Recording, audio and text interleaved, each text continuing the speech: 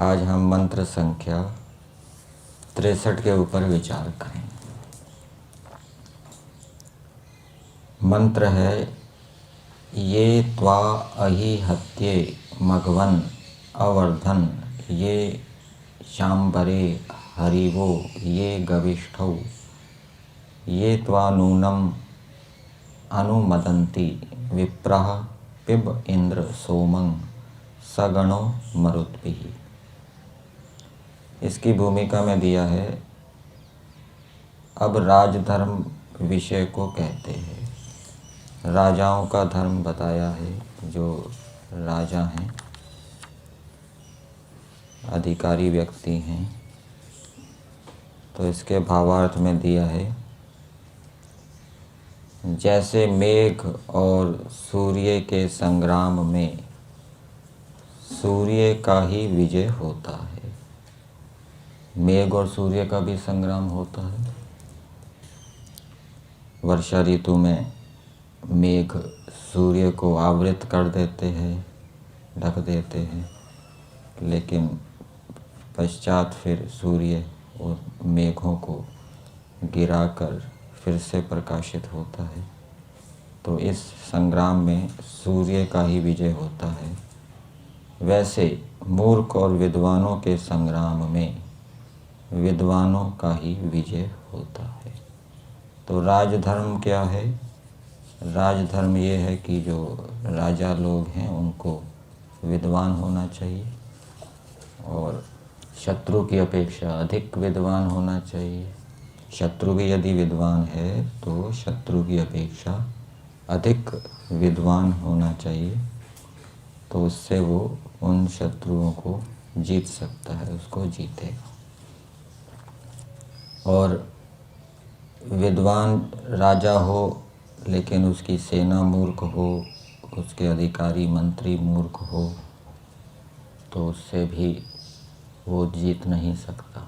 उसके अधिकारियों को, उसके सेनापतियों को, मंत्रियों को, सबको विद्वान होना चाहिए। सेना को भी विद्वान होना चाहिए, तभी वो युद्ध के अंदर जीत सकता है। अब मंत्र के पदों को पदार्थ के माध्यम से देखते हैं। सेनापति को संबोधित करते हुए कहा जा रहा है हे मघवन। मघवन का अर्थ किया है उत्तम पूजित धन वाले सेनापति। मग जो शब्द है वो निघंटु के अंदर जो धन के नाम हैं, उन धन के नामों में मग शब्द पड़ा है। और ये मग शब्द का निर्वचन महाधातु से किया गया है, दान कर्मणः। दान देने वाली जो धातु है महा, मंग, उससे ये मग शब्द बना है, महतेर दान कर्मणः। तो धन, वही धन को मग क्यों कहते हैं? क्योंकि उसका दान दिया जाता है। जो धन, जो संपत्ति दान नहीं दी जा रही वो मग नहीं कहलाएगी। तो वेद का आदेश ये है कि मनुष्य संपत्ति अर्जित करे लेकिन भोग के साथ साथ उसको दान में भी दे, तब वो उनकी संपत्ति मग कहलाएगी। तो वेद दान देने का भी आदेश कर रहा है जो जो धन संपत्तियों को कमा रहे हैं। तो इस सेनापति उत्तम पूजित धन वाले, तो सेनापति कैसा होना चाहिए? वो पूजित धन वाला होना चाहिए। विद्या भी एक धन है, विद्या धनम सर्वधन प्रधानम।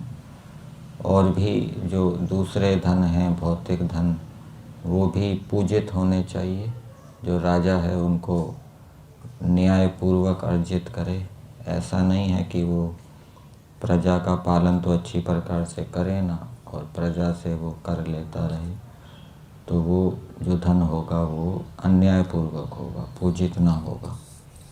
तो प्रजा का अच्छी प्रकार से पालन करके फिर प्रजा से वो कर आदि लेगा, तो ये पूजित धन होगा। और भी धन गुण कर्म स्वभावों को भी धन कहा जाता है। सेनापति के जो गुण कर्म स्वभाव हैं वो उत्तम होने चाहिए, पूजित होने चाहिए। तो ऐसे सेनापति को संबोधित करते हुए कहा जा रहा है, ये जो विप्राह बुद्धिमान लोग आही हत्ये गविष्ठौ, ये दोनों संग्राम के विशेषण है। ऐसा संग्राम जिसमें मेघ को मारा जाता है। अही कहते हैं, अही नाम मेघ का है। अही वैसे सांप को भी अही कहा जाता है, शत्रु के लिए भी अही शब्द का प्रयोग होता है, और ईश्वर के लिए भी अही शब्द का प्रयोग होता है। एक अह धातु है व्याप्ति अर्थ में। तो ईश्वर व्यापनशील है, समस्त विद्याओं में व्याप्त है, अथवा सारी सृष्टि में व्याप्त है। इस कारण से ईश्वर को अही कहा जाता है। और मेघ भी आकाश के अंदर व्याप्त हो जाता है, इसलिए उसको अही कहा जाता है। और दूसरी धातु से भी इसकी व्युत्पत्ति की जाती है, आपूर्वक हन धातु, मारने अर्थ में, क्योंकि ये सूर्य के द्वारा मारा जाता है, इसलिए मेघ को क्या कहते हैं, अही कहते हैं। और एक अही धातु गति अर्थ में है, अयन अर्थ में, अयनात्, अय धातु से भी अही शब्द का निर्वचन किया जाता है। क्योंकि मेघ अंतरिक्ष के अंदर गति करता है, एति अंतरिक्षे, अंतरिक्ष के अंदर मेघ स्थिर नहीं रहता, वो गति करता है। इस कारण से मेघ को अही कहा जाता है। तो ऐसा संग्राम जिसमें मेघ को मारा जाता है, काटा जाता है। और गविष्ठौ, उस संग्राम का दूसरा विशेषण है किरणों की संगति, जिसमें किरणों की संगति हो। ये गो शब्द है, और इष्टि ये यज धातु से होना, ये ट को क्या हो गया, ये ठ हो गया। ये यज धातु से ही इष्टि बनता है। तो किरणों की संगति, जिसमें किरणों की संगति होती है, जिस युद्ध में सूर्य किरणों का उपयोग करता है, उस संग्राम में जैसे किरणें सूर्य के तेज को बढ़ाती है, वैसे आपको उत्साहित करें। ये पहली बात, कि जो बुद्धिमान लोग आपको बढ़ाएं, उनके साथ आप उत्तम पदार्थों का सेवन करें, अर्थात उनके साथ मिलकर आप अपनी राज्य व्यवस्था को चलाएं। राज्य व्यवस्था में ऐसे व्यक्तियों को रखें, ऐसे व्यक्तियों को नियुक्त करें जो आपको बढ़ाएं। जैसे किरणें हैं वो सूर्य के तेज को बढ़ाती है, वैसे आपको बढ़ाएंगे। सेनापति को बढ़ाने का मतलब क्या है? यहाँ तो हिंदी भाग में अर्थ दिया है आपको उत्साहित करें, लेकिन संस्कृत भाग में उत्साहित करे अर्थ नहीं दिया, बढ़ाना अर्थ दिया है। ईश्वर को बढ़ाने की बात भी होती है। ईश्वर को बढ़ाने का मतलब क्या है? ईश्वर के गुण कर्म स्वभावों को धारण करना, ये ईश्वर को बढ़ाना है। और फिर दूसरों को भी धारण करवाना, ये ईश्वर को बढ़ाना है। तो जो मनुष्य आपके गुण कर्म स्वभावों को धारण करें, जैसे कर्म आप करते हैं, जैसा स्वभाव आपका है, जैसा आप चाहते हैं वैसा करते हैं, तो वैसे बुद्धिमान मनुष्यों को आप अपने राज कार्य में नियुक्त करें। मतलब कि जो आपके गुण कर्म स्वभाव के अनुकूल हो, गुण कर्म स्वभाव के विपरीत में, उससे फिर क्या होगा, वो विचार मिलेंगे नहीं तो फिर खटपट होगी, ठीक है, तनाव रहेगा। ये पहली बात बताई। तो युद्ध में जीतने के लिए, संग्राम में जीतने के लिए राजा के पास ऐसे व्यक्ति होने चाहिए, बुद्धिमान होने चाहिए, और बुद्धिमान होने के साथ साथ उनके जो गुण कर्म स्वभाव हैं वो राजा के अनुकूल होने चाहिए, राजा जैसे होने चाहिए। फिर दूसरी बात बताई, हे हरिवाह, प्रशंसित किरणों के तुल्य चिलकते घोड़ों वाले शूरवीर। हरि शब्द है और ये आगे वह ये मतुक प्रत्यय है। हरि शब्द के अनेक अर्थ होते हैं।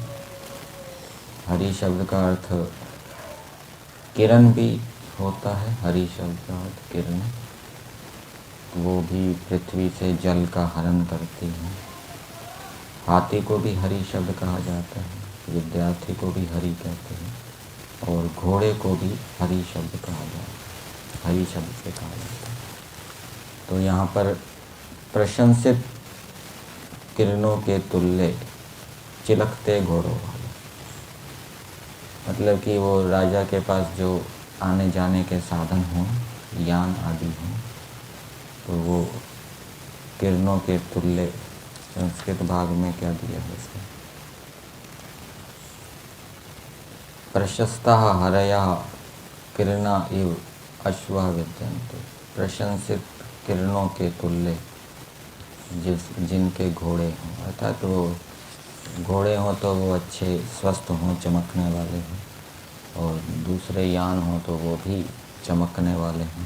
पीछे भी आया था ना, ऐसे यान बनाएं जो सूर्य की त्वचा के समान चमकने वाले हों। तो ऐसे सेनापति होने चाहिए, उनके साधन, यान, आने जाने के साधन ऐसे होने चाहिए। उस सेनापति को संबोधित करते हुए कहा जा रहा है, ये जो लोग शाम्बरे, मेघ सूर्य के संग्राम में, ये जो शाम्बर शब्द है ये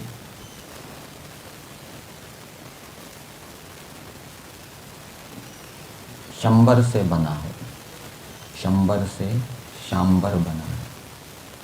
संग्राम के नामों में नहीं पढ़ा ये शाम्बर शब्द, ये शंबर शब्द से बना है।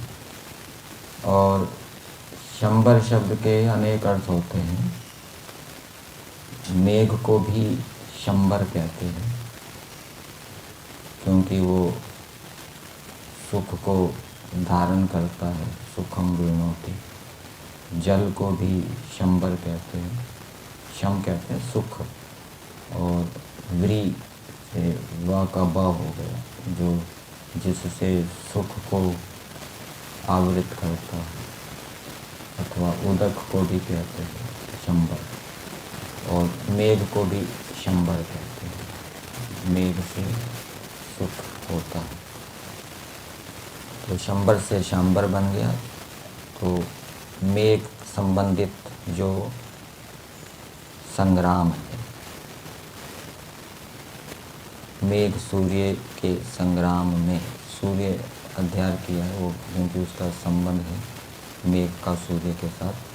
तो मेघ सूर्य के संग्राम में बिजली के तुल्य, त्वा, ये अवृधन यहाँ भी जोड़ देंगे, जो आपको बढ़ाए। जैसे संग्राम होता है, संग्राम मेघ और सूर्य के संग्राम में बिजली का भी बहुत महत्वपूर्ण योगदान रहता है, मेघ को काटने में, नष्ट करने में। वैसे ही जो मनुष्य विद्युत के तुल्य शत्रुओं को मारे काटे, ऐसे व्यक्तियों को आप अपने सेना में रखो, ठीक है। वो आपको, जो आपको बढ़ाने वाले हैं, बिजली के तुल्य आपको बढ़ाएं, तो वो शत्रुओं को मारने में समर्थ होंगे, तो उससे क्या है, राजा की वृद्धि होगी। ये दूसरी बात हो गई। फिर तीसरी बात बता रहे हैं, ये जो कैसे कैसे व्यक्तियों को, सेनापति को, जो राजा को अपने किसी कार्य को चलाने के लिए, करने के लिए नियुक्त करना चाहिए, उस विषय में बता रहे हैं। जो नूनम निश्चय कर आपकी अनुमदंती अनुकूलता से आनंदित होते हैं और जो आपकी रक्षा करते हैं, अर्थात ऐसे मनुष्य जो आपकी अनुकूलता से प्रसन्न होते हैं, आपकी अनुकूलता से अप्रसन्न नहीं होते, मतलब कि जो आपसे द्वेष या ईर्ष्या करने वाले नहीं हैं, आपसे प्रेम करने वाले हैं, ऐसे व्यक्तियों को आप नियुक्त करो सेना के अंदर। और जो आपकी रक्षा करते हैं, राजा से ईर्ष्या द्वेष करने वाले यदि सेना के अंदर होंगे तो फिर क्या होगा, विद्रोह हो जाएगा, ठीक है। वो सूचनाएं शत्रु को दे देंगे, राजा की सूचनाएं, तो उससे फिर वो राजा अपने शासन को अधिक समय तक नहीं चला पाएगा। तो अनुकूलता से आनंदित होते हैं और जो आपकी रक्षा करते हैं, आपको सलाह देते हैं, कोई गलत आपका विचार है उसको संशोधित करते हैं जिससे कि शत्रुओं को जीता जा सके, तो ऐसे व्यक्तियों के साथ आप उत्तम औषधियों के रस का सेवन करो, अर्थात उनको आप अपने राज कार्य में नियुक्त करो। फिर आगे कह रहे हैं, हे इंद्र, उत्तम ऐश्वर्य वाले जन, हे उत्तम ऐश्वर्य वाले जन, जैसे वायु के गण के साथ सूर्य रस को ग्रहण करे। सूर्य अकेला पृथ्वीस्थ रसों को ग्रहण नहीं करता, यहाँ पर दिया है वायु के गणों के साथ सूर्य पृथ्वी के रसों को ग्रहण करता है। वैसे ही आप भी ऐसे जो बुद्धिमान लोग हैं, अर्थात जो आपके गुण कर्म स्वभाव के अनुकूल हैं, आपसे प्रेम करने वाले हैं, आपकी रक्षा करने वाले हैं, और जो शत्रुओं को मारने में विद्युत के समान हैं, ऐसे मनुष्यों के साथ आप सोमम पिब, श्रेष्ठ औषधि रस को पीजिए। मतलब कि उनके साथ आप ये जो राज कार्य है उसको आप चलाइए। तो ऐसे व्यक्ति यदि होंगे तो शत्रुओं के साथ जो संग्राम होगा उसमें क्या है, राजा की विजय होगी, और जितनी न्यूनता होगी उतना फिर जीतने में क्या है, कठिनाई रहेगी। तो ये राजा के विषय में, राजधर्म के विषय में बताया गया है कि राजा को कैसे व्यक्तियों को नियुक्त करना चाहिए।